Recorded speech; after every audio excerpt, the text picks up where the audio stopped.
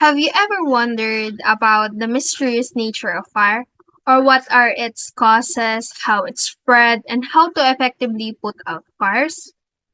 And in this video, my groupmates and I aim to unravel these intricacies of fire, and we shed light to its causes, explore the mechanism of its spread, and provide insights into combating it effectively.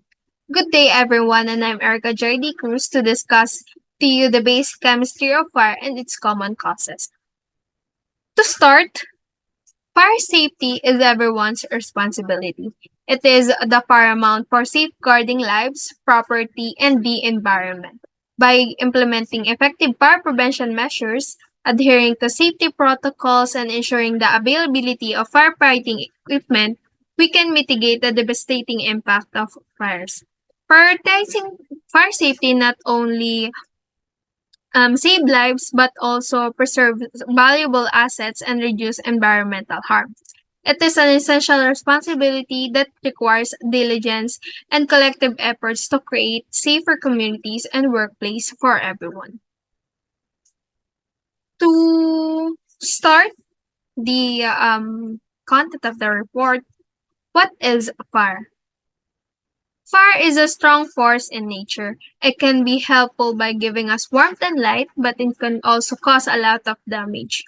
Understanding fire is important because it helps us stay safe and use it wisely.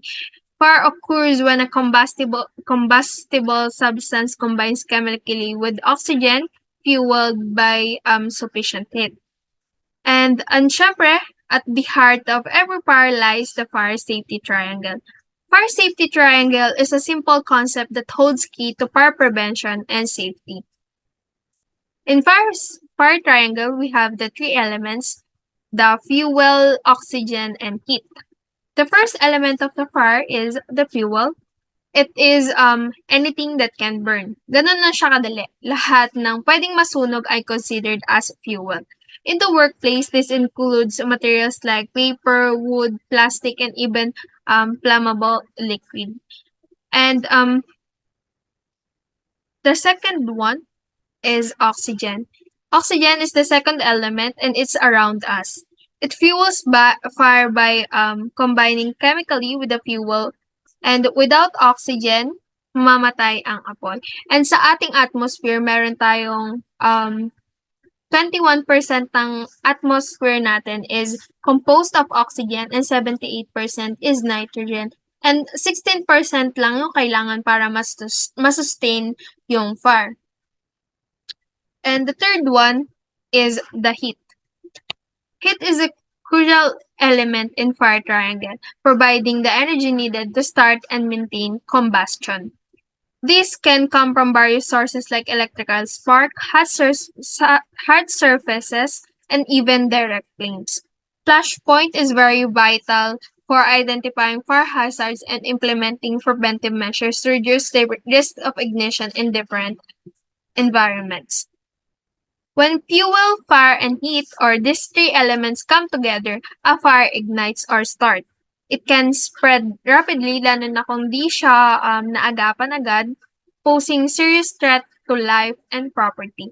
Aside from the fire triangle that I've mentioned earlier, we also have the fire tetrahedron. This two both explains what's needed for fire, but the tetrahedron goes a step further by adding chemical reaction. Chemical reaction is the gases or vapors from burning materials, and it change when they touch the flame due to the heat and oxygen. And with these four elements, individuals are empowered to recognize the potential of fire hazards and take proactive steps to prevent fire from causing. Kasi nga, pag alam natin tong apat na to, alam natin kung paano magi-start yung fire, pwede natin siyang maiwasan and pwede nating, ayun nga, kunwari mo, paghiwa-hiwalayin yung mga materials na yun. Kunwari mo, i-separate natin yung mga considered as fuels like like paper rather, and other doon sa mga pwedeng magliyab like or mag-start ng fire tulad ng ayun nga hot surface or flames. flames or yung existing flames na nandun sa isang environment. And the next part of the report includes the common causes of fire. The next one, the fires can stem from variety of sources, including electrical function, cooking incidents, heating system failures, smoking-related incidents, arson, flammable materials mishandling, equipment failures, and natural disasters, and even a simple carelessness behavior. Recognizing these potential causes is vital for implementing preventive measures and ensuring fire safety across different environments.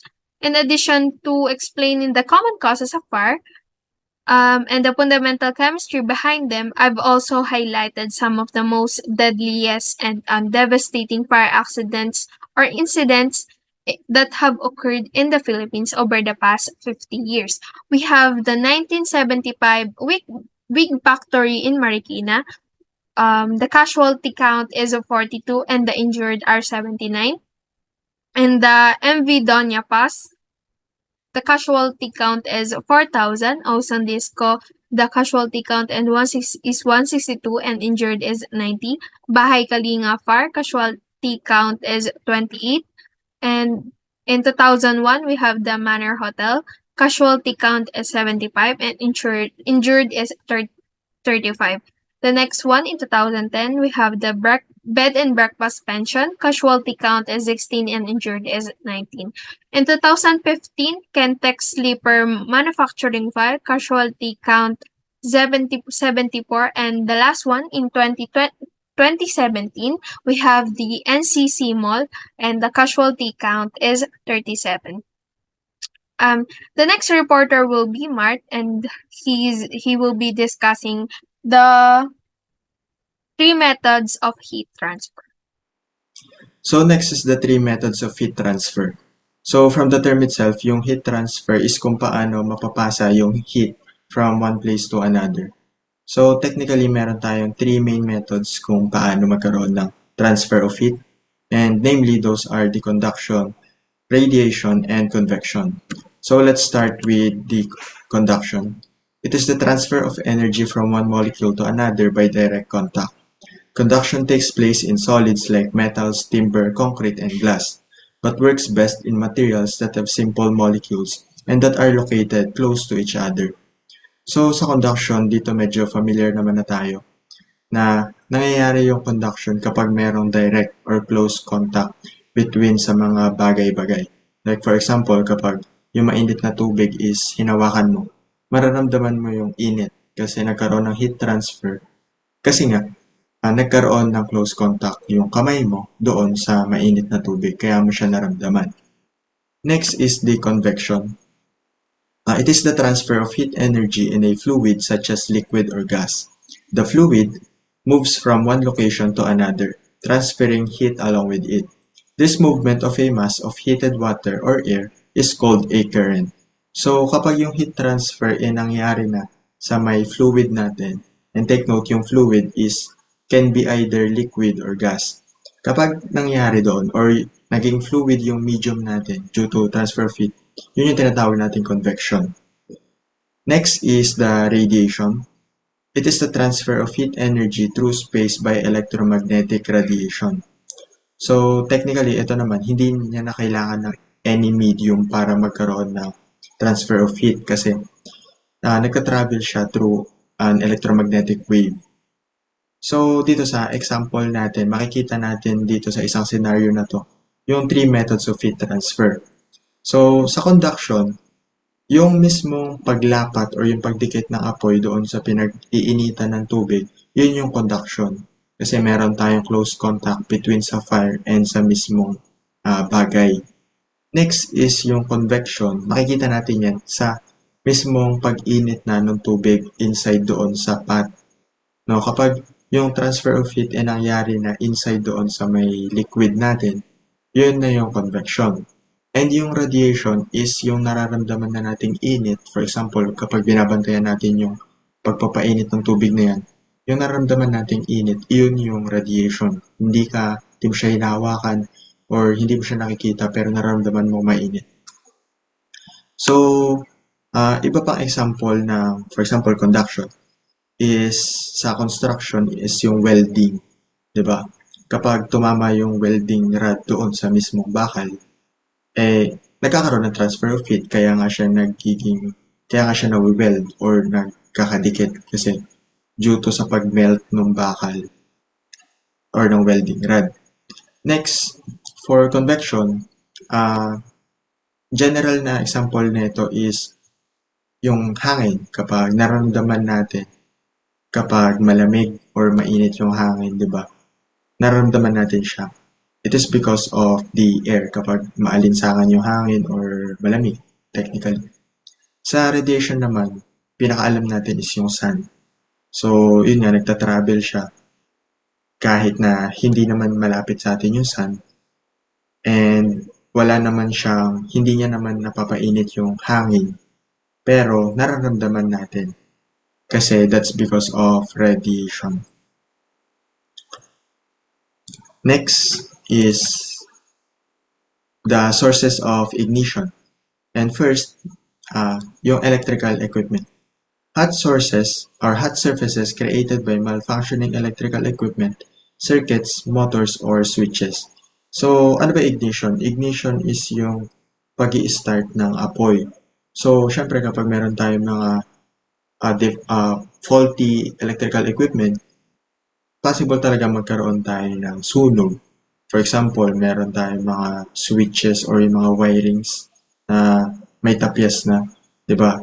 Kapag dinaanan niya ng kuryente and walang sufficient na insulation, possible na magkaroon siya or maging start siya ng ignition or ng sunog. Next is spontaneous combustion. It is a type of combustion where a material self-ignites and undergoes combustion without the application of an external heat source. So, spontaneous combustion meaning yung biglaan na lang na pagliyab. Wala siyang external na source.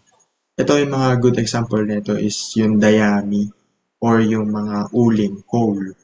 So, may mga instances kasi na bigla na lang silang sumisiklab. Possible source or possible explanation is dahil sa accumulated heat kaya bigla na lang silang sumisiklab. Next is smoking.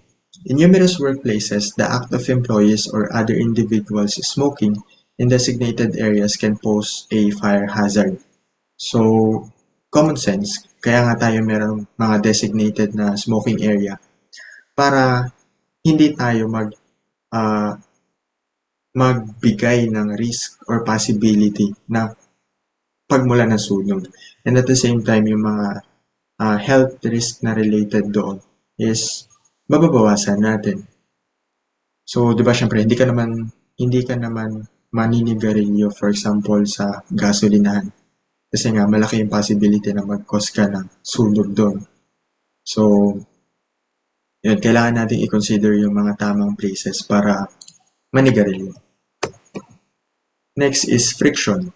Sparks may arise from friction such as when the moving component of a machine makes contact with a stationary part or when two moving surfaces rub against each other or slide together during machine operation.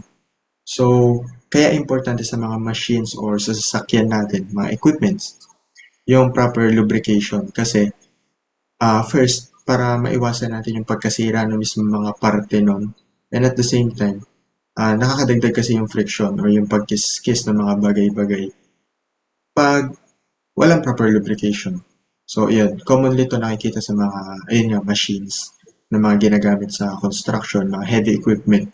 So, delikado kapag hindi natin naalagaan yung mga equipment natin kasi possible na pagmulan to ng ignition. Next is engines, vehicle emissions, and hot surfaces. Diesel and gasoline engines, car fumes, and hot surfaces like exhaust systems can all be source of ignition. So, medyo related din siya dito sa frictions kasi, syempre, yung mga makina, yun nga, yung mga engines or yung mga machines natin. So, kapag ginagamit is umiinit, alam naman natin yun.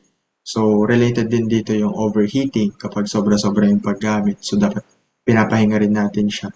Kasi possible na pagmulan ng source or possible na pagmulan na sunog. Possible din dito, for example, yung mga linya na dinadaanan ng mga gasolina or diesel. So, kapag meron doong butas, possible na pagmulan na sunog kapag may nangyaring spark. Okay. Next is lighting. There are rare instances where lighting can act as an ignition source.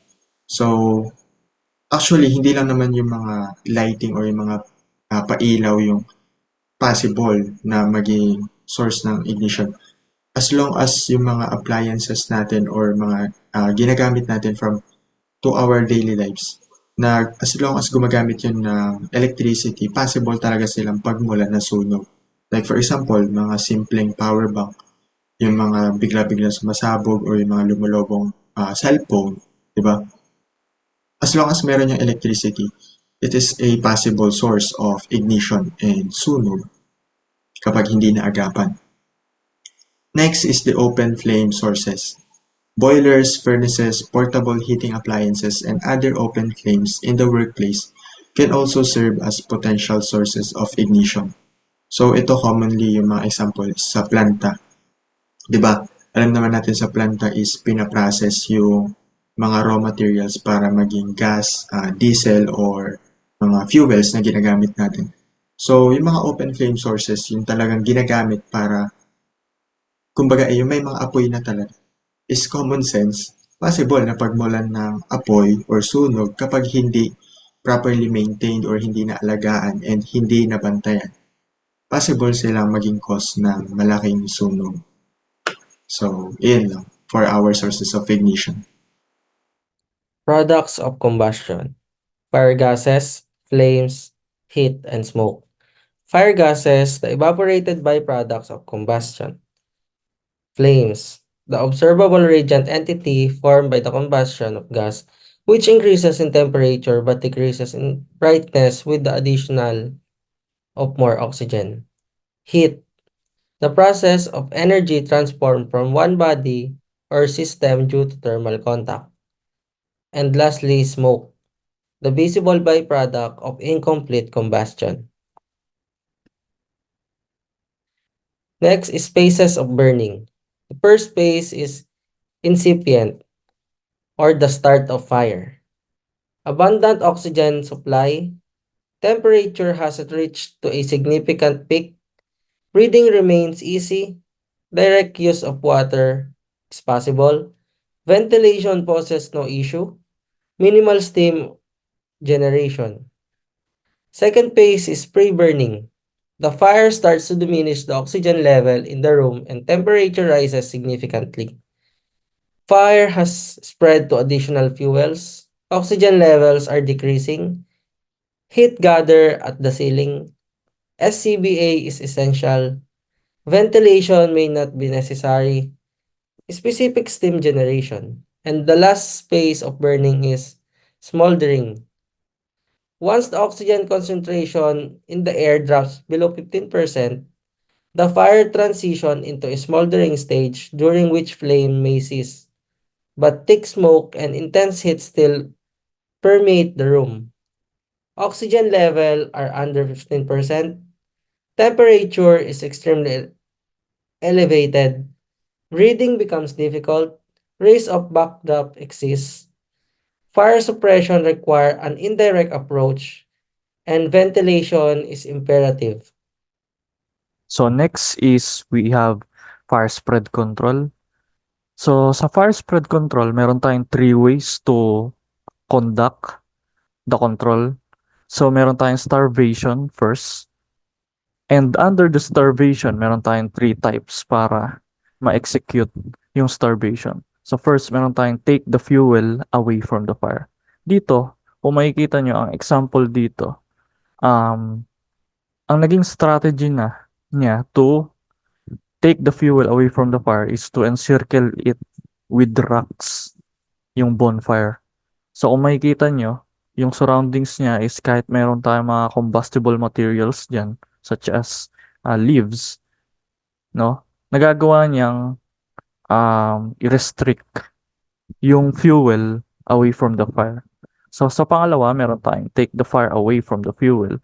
Makikita natin na yung bonfire or yung pit, yung environment niya is hindi exposed sa combustible materials. So, makikita natin pati yung upuan niya is made of rocks at yung surroundings niya is marbles. So, by doing this, inaalis natin yung fire away from the fuel. So, pangatlo, meron tayong reduce the quantity or bulk of the fuel. Makikita natin sa picture na eto, hindi ito pagre-reduce. So, bale, opposite nito. Ang point lang is, um, sa pagre-reduce ng quantity, alam naman natin na ini-starve natin siya, basically.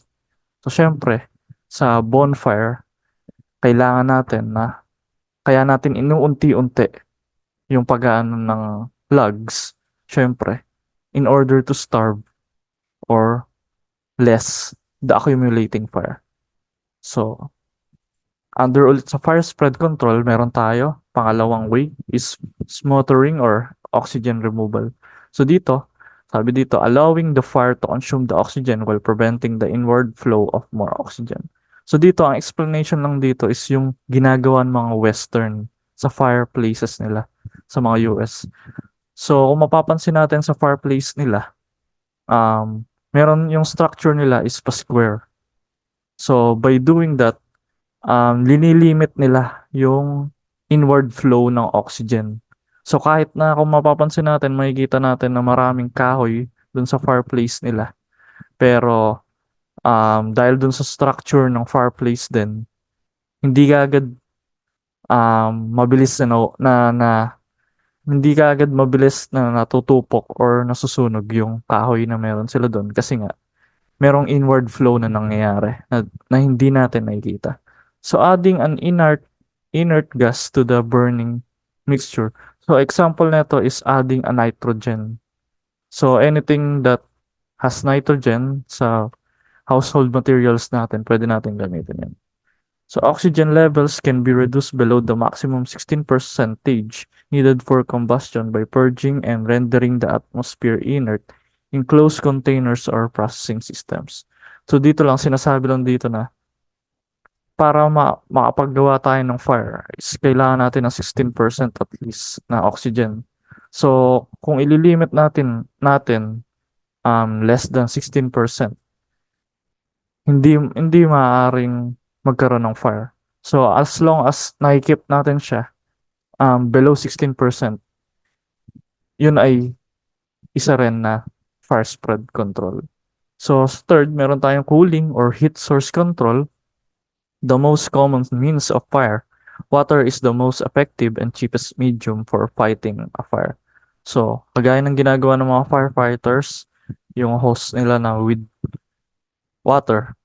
So, yun. Isa rin yun sa fire spread control. So, ito yung pinaka-basic na kinokonduct natin na kung saan nakikita natin sa mga firefighters natin. So, classification of fire and extinguishing method. So, meron tayong mga uri ng mga combustible materials or mga substances. So, first, meron tayong Class A. Class A, combustible materials such as solid materials, wood, cloth, paper, and natural fibers. Water is employed in the cooling process to lower the temperature of the burning substance beneath its point of ignition.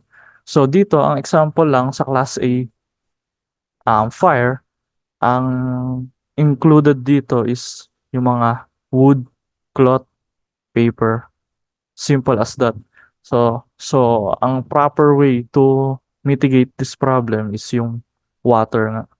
So basic as that. So sa class B meron tayong involves flammable liquids, grease, and gases. Foam evaporating liquids, carbon dioxide, and dry powder are effective for combating Class B fires. So dito sa Class B, meron tayong mga involved na dito yung mga flammable liquids, mga alcohols, mga pabango, mga at marami pang iba. Grease, mga grasa, and gases. such as LPG and marami pang iba. So dito, ginagawa dito is meron tayong foam concentrate na which is ginagamit din ng mga bombero natin in order to mitigate this kind of fire. So, an ordinary people can use fire extinguisher para ma-mitigate this class B fire. So, sa class C naman, involves energized electrical equipment. This type of fire can be managed using extinguishing agents do not conduct electricity. So, ito yung kinakabahala ng Bureau of Fire Protection natin. So, na sa tuwing Christmas or sa tuwing summer is nagkakaroon tayo ng madalas na pag-occur ng sunog sa Pilipinas, which is the ordinary yung pag-overload ng circuit natin. So, para ma-mitigate this kind of problem, meron tayong mga ginagamit na mga household materials, basic as baking soda, salt, and etc. Dito rin papasok yung mga, yun nga, sinasabi ko na overloading, extension cords, and mga Christmas lights. So, sa class D, involves combustible metals such as magnesium, titanium, and so on and so forth. So, to summarize, itong class B naman involves um, typically can be seen in chemical laboratory. So, eto hindi basta-basta pinupukso ng natural na mga extinguisher. Kasi para ma-mitigate itong fire na 'to, meron tayong mga specialized or specific na fire extinguisher na ginagamit para ma-mitigate 'tong class D fire. So, sa class K naman, yung last class ng fire includes cooking oils or fats are designed under the US system and under the European Australian systems. So dito, from the word itself, class K are ordinary nangyayari sa kusina. So sa UK, ang alam ko ay tinatawag siyang class F. Yep. And to mitigate this kind of fire, ang ginagamit lang natin ay yung oxygen removal. Yung kapagka meron nasusunog, tatakpan lang natin siya.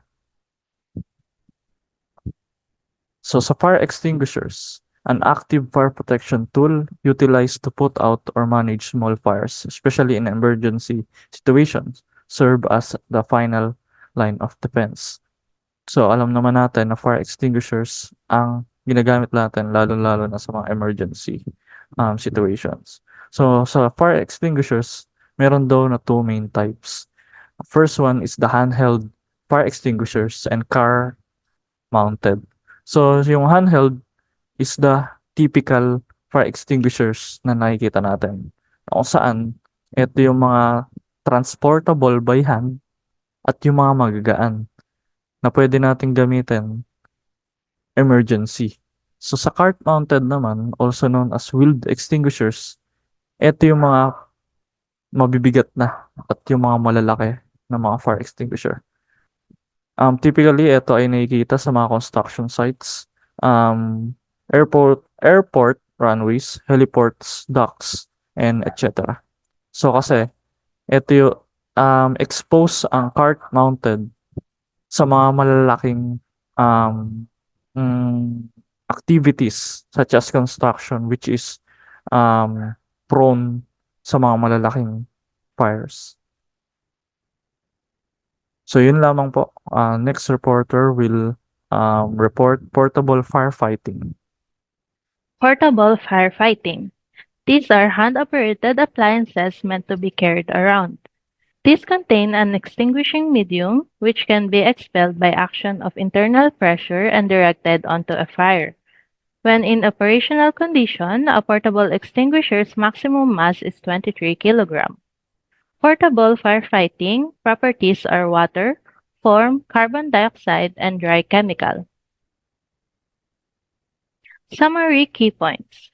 Fire is the outcome of flammable material and oxygen reacting chemically in the presence of sufficient heat. Fuel, oxygen, heat, and chemical reactions are the fundamental chemicals of fire. Classifications of fire are Class A or combustible materials, Class B or flammable liquids, Class C or energized electrical equipment, Class D or combustible metals, and Class K or kitchen fire. Fire extinguishers are an active fire safety tool that is frequently used in emergency situations to put out or manage small fires. This is the first line of defense. PASS or PASS. P. Pull the pin. A. Aim at the fire. S. Squeeze the handle. S. Sway the nozzle side by side. The purpose of a fire alarm is to give an early warning of fire in the vicinity. That is all for our report. Thank you.